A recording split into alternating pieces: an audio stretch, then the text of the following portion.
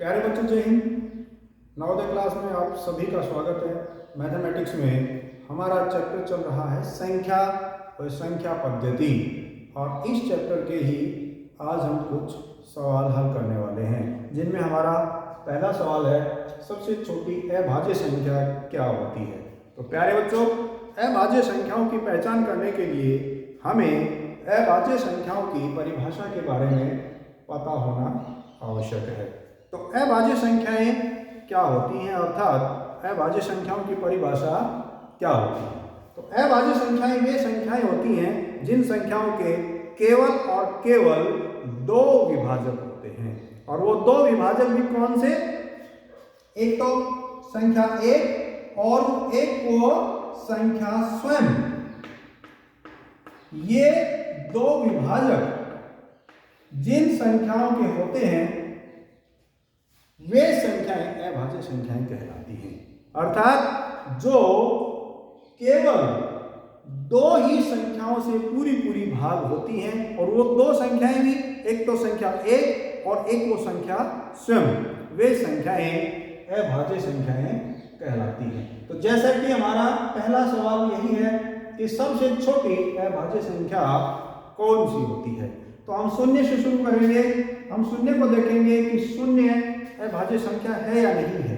तो क्योंकि शून्य के केवल और केवल दो विभाजक होने की जो शर्त है वो पूरी नहीं होती है, इसलिए शून्य एक अभाज्य संख्या नहीं है। इसके बाद शून्य से आगे हम एक को देखेंगे, और जैसा कि हमें पता है एक का भी केवल एक ही विभाजक है, संख्या एक, इसलिए एक भी अभाज्य संख्या नहीं है। और एक के बाद में हम देखेंगे संख्या दो को। तो हमें पता है कि दो संख्याओं से पूरी भाग हो जाती है, एक तो एक और एक ये स्वयं संख्या दो, अर्थात दो के केवल और केवल दो विभाजक हैं, इसलिए दो ही सबसे छोटी अभाज्य संख्या होती है। इसके बाद में दूसरा सवाल, 1 से लेकर 20 तक सभी सम संख्याओं का योगफल ज्ञात करो। तो प्यारे बच्चों, इस तरह के सवालों को हम एक सूत्र की सहायता से हल करते हैं। 1 से लेकर 20 तक सभी सम संख्याओं का, संख्याएं 1 से शुरू हो रही हैं और 20 तक हैं, और इन संख्याओं में सभी संख्याओं का योगफल हमें नहीं चाहिए। हमें चाहिए 1 से लेकर 20 तक जितनी सम संख्याएं होंगी उन संख्याओं का हमें योगफल चाहिए। तो इस प्रकार के सवालों को हम एक सूत्र की सहायता से हल करते हैं, और सूत्र कौन सा है, n इंटू n प्लस 1। ये एक सूत्र है जिसकी सहायता से हम इस प्रकार के सवालों को हल करते हैं, अर्थात सम संख्याओं के योगफल को ज्ञात करते हैं। तो यहाँ इस सूत्र में सबसे पहले हम देखेंगे कि इसमें हमारा n क्या है। तो प्यारे बच्चों, n का मतलब यहाँ है कि हमें कितनी संख्याओं का योगफल ज्ञात करना है। तो यहाँ हम देखेंगे हमें 1 से लेकर 20 तक की संख्याओं का योगफल ज्ञात नहीं करना है, हमें योगफल ज्ञात करना है 1 से लेकर 20 तक की संख्याओं में सम संख्याएं कितनी होती हैं, उन संख्याओं का हमें योगफल चाहिए। तो हमें पता है कि 1 से लेकर 20 तक जो प्राकृत संख्याएं होती हैं उन संख्याओं में आधी संख्याएं सम होती हैं और आधी संख्याएं विषम होती हैं। अर्थात 1 से लेकर 20 तक की प्राकृत संख्याओं में 10 सम संख्याएं तथा 10 विषम संख्याएं होती हैं। तो जो 10 सम संख्याएं होती हैं उनका योगफल हमें ज्ञात करना है। तो हमारा n 20 नहीं होगा, क्योंकि हमें 20 तक की संख्याओं का योगफल नहीं निकालना है, हमें 20 तक सम संख्याएं कितनी हैं उन संख्याओं का योगफल निकालना है। तो हमें पता है 1 से लेकर 20 तक की जो संख्याएं होती हैं, कुल संख्याएं, उनमें सम संख्याएं 10 होती हैं। तो हमारा n जो होगा वो 10 होगा। अर्थात ये जो हमारा सूत्र है n इंटू n प्लस 1, इसमें जहां जहां भी n है वहां वहां पर हम 10 रख देंगे और फिर हम हल करते जाएंगे। तो 10 पहला n, उसकी जगह हमने 10 रख दिया, आगे ब्रैकेट, फिर ब्रैकेट में पहले n अर्थात 10 और जमा 1। अब आगे हम हल करेंगे तो सबसे पहले हम ब्रैकेट को हल करते हैं और ब्रैकेट में क्या है 10 जमा 1 अर्थात 11। तो ब्रैकेट का हल 11 हो गया और ब्रैकेट से बाहर हमारा 10 है और 10 और ब्रैकेट के बीच में कोई भी साइन नहीं है।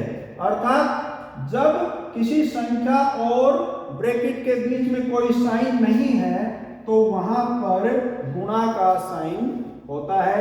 इस तरह से 10 गुणा, इस ब्रैकेट को हल करेंगे तो क्या आएगा 11, 10 जमा 1 11, और 10 को जब 11 से हम गुणा करेंगे तो क्या आएगा हमारा 110, और यही हमारा उत्तर भी होगा। अर्थात 1 से 20 तक की सभी सम संख्याओं का योगफल 110 होगा। तो प्यारे बच्चों, यही सवाल एक दूसरे तरीके से भी पूछा जा सकता है। यदि यहां पर हमारा होता सवाल कि पहली 10 सम संख्याओं का योगफल ज्ञात करो,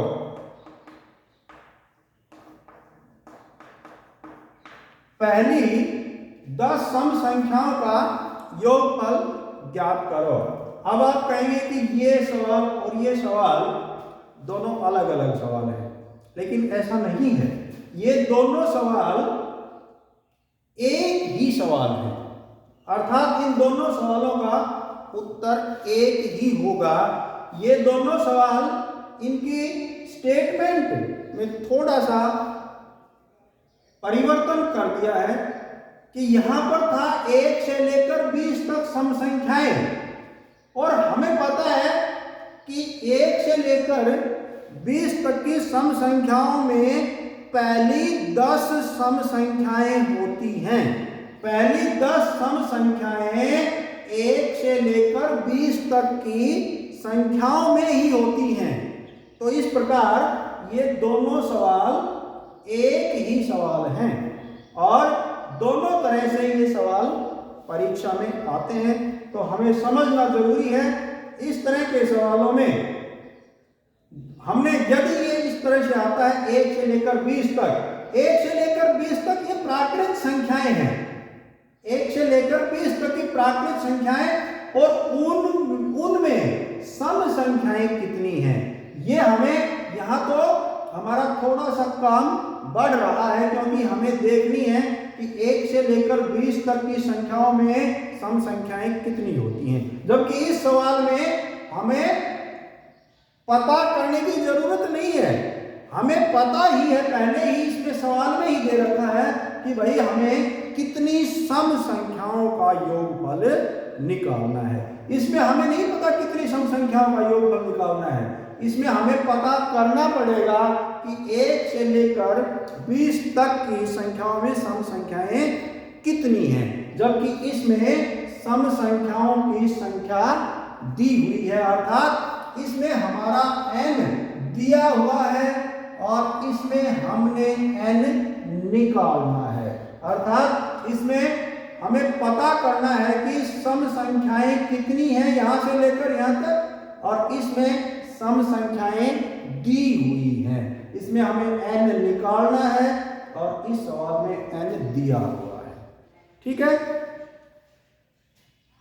इससे आगे प्रथम 15 विषम संख्याओं का योगफल क्या होगा। और प्यारे बच्चों, इस तरह के सवाल को भी ये इसी सवाल से मिलता जुलता सवाल है। तो यहां पर सम संख्याएं थी और यहां पर विषम संख्याएं हैं। इस सवाल में पहली 15 विषम संख्याएं, इस सवाल को, इस तरह के सवाल को भी हम सूत्र की सहायता से हल करेंगे। और वो सूत्र कौन सा होता है, n इंटू n, अर्थात इसको हम ऐसे भी लिख सकते हैं n स्क्वायर, यानी n की पावर 2। इसका मतलब यही होता है कि n की 2 बार गुना। तो यहां देखो उसने कहा है प्रथम 15 विषम संख्याओं का योगफल, अर्थात हमें कितनी संख्याओं का योग, हमारा n क्या होगा, n हमारा वही होता है कि हमें कितनी संख्याओं का योगफल ज्ञात करना है। तो वो उसने दे रखी है कि हमें 15 संख्याओं का योगफल ज्ञात करना है। हमें यहां n निकालने की जरूरत नहीं पड़ी। हमें n निकालने की जरूरत कब पड़ती, जब अगर ये सवाल इस तरह से बनाता कि 1 से लेकर अब 15 विषम संख्याएं कहां तक की प्राकृत संख्याओं में होती हैं। तो हमें पता है कि प्राकृत संख्याओं में आधी संख्याएं सम होती हैं और आधी संख्याएं विषम होती हैं। तो 15 विषम संख्याओं के लिए हमें गिनती 1 से लेकर 30 तक लिखनी पड़ती। तो जैसे ये सवाल अगर इस तरीके से आता तो किस प्रकार से आता, वो आता 1 से लेकर 30 तक की संख्याओं में सभी विषम संख्याओं का योगफल ज्ञात करो। वहां हम फिर n निकालते, क्योंकि हमें पता करना है कि भाई कितनी संख्याओं का हमें योगफल निकालना है। तो 1 से लेकर 30 तक की संख्याओं का योगफल नहीं निकालना हमें 1 से लेकर 30 तक की संख्याओं में केवल विषम संख्याएं कितनी हैं उनका योगफल निकालना है, और वही हमारा n भी होगा। तो यहां पर हमें n निकालने की जरूरत नहीं पड़ी।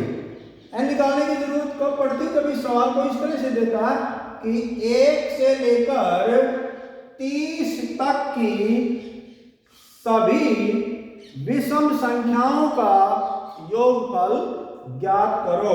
तो हम देखते 1 से लेकर 30 तक विषम संख्याएं कितनी है, विषम संख्याओं की संख्या कितनी है, वो हमारा n होता।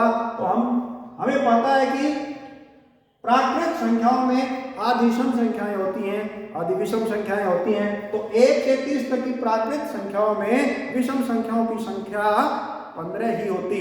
तो हम अपना n निकालने के लिए 30 को 2 से भाग करते, वो हमारा n होता। लेकिन यहाँ पर जितनी संख्याओं का योगफल निकालना है वे संख्याएं दे रखी हैं, ये संख्याएं दे रखी है, अर्थात हमारा n हमें दिया हुआ है, n निकालने की जरूरत नहीं है। तो इस सूत्र में, इस फॉर्मूले में हम n रख देंगे, n का मान रख देंगे। तो n हमें पता है कितना है, n हमारा 15, n हमारा कितना है 15, और n इंटू n का मतलब 15 को 15 से ही गुणा कर देंगे। n स्क्वायर का मतलब भी यही होता है कि n को n से, ये ऊपर पावर 2 का मतलब n की 2 बार गुणा। तो n इंटू में n हमने मान रखा, हमें पता है हमारा n 15 है, यानी कि हमें 15 संख्याओं का योगफल निकालना है। तो 15 को 15 से गुणा करेंगे तो 225, और यही हमारा उत्तर भी होगा, अर्थात पहली 15 विषम संख्याओं का योगफल 225। तो ये जो सवाल है, एक सम संख्या का सवाल भी आता है इसी तरह से कि भाई पहली 10 सम संख्याओं का योगफल ज्ञात करो। अगर इस प्रकार से सवाल आया कि यहाँ समझो हमारा n दिया हुआ है, और अगर इस तरह से आया कि 1 से लेकर 20 तक सम संख्याओं का योगफल क्या होगा, तो वहां हमें 1 से 20 तक की संख्याओं का योगफल नहीं निकालना है, हमें देखना है 1 से 20 तक की संख्याओं में सम संख्याएं कितनी हैं, और वो हमें पता है कि 10 होंगी, क्योंकि 1 से लेकर 20 तक की 20 संख्याओं में 10 सम संख्याएं होती हैं और 10 विषम संख्याएं होती हैं। हर एक सम संख्या के बाद में एक विषम, हर एक विषम संख्या के बाद में एक सम संख्या होती है। तो अगर वो सम संख्या का योगफल हमें निकालना होता है तो उसका सूत्र होता है n इंटू n जमा 1 और बटे 2। इस तरह के सवाल हम अपने पिछले वीडियो में हल कर चुके हैं और उनको समझ भी चुके हैं। तो प्यारे बच्चों, आज के लिए बस इतना ही। Thank you. जय हिंद।